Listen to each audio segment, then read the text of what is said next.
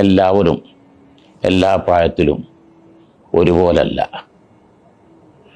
യുവാക്കൾക്ക് അവരുടെ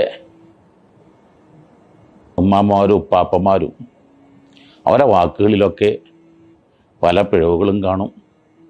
ചിലപ്പോഴൊക്കെ അവരിൽ നിന്ന് നമുക്ക് രസകരമല്ലാത്ത പല പ്രവർത്തനങ്ങളും കാണും. അവരാരെയും പരിഹസിക്കരുത്, അവരാരെയും അവഗണിക്കരുത്.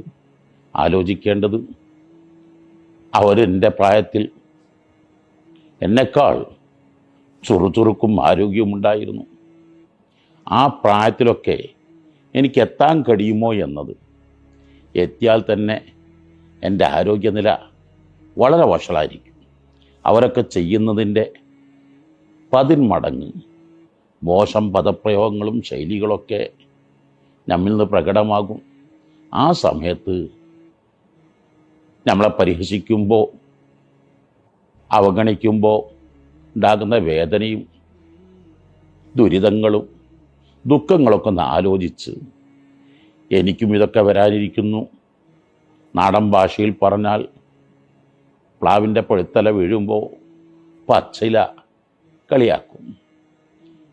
തൊട്ടടുത്ത ദിവസം ഈ പച്ചിലയും പഴുത്തയിലെ പോലെ വീണ് ചവിട്ടി മരിക്കപ്പെടാനിരിക്കുന്നതാണ് എന്ന് പച്ചില മനസ്സിലാക്കാറില്ല.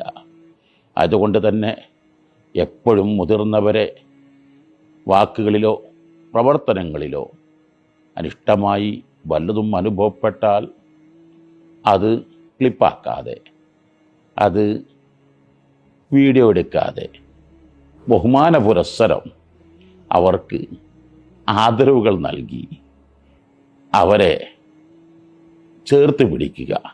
ഇതാണ് നമുക്ക് അഭികാമ്യം.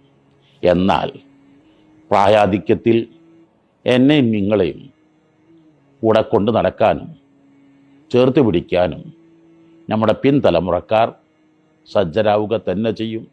ഒരിക്കലും ജീവിതത്തിൽ ദുഃഖിക്കേണ്ടി വരും.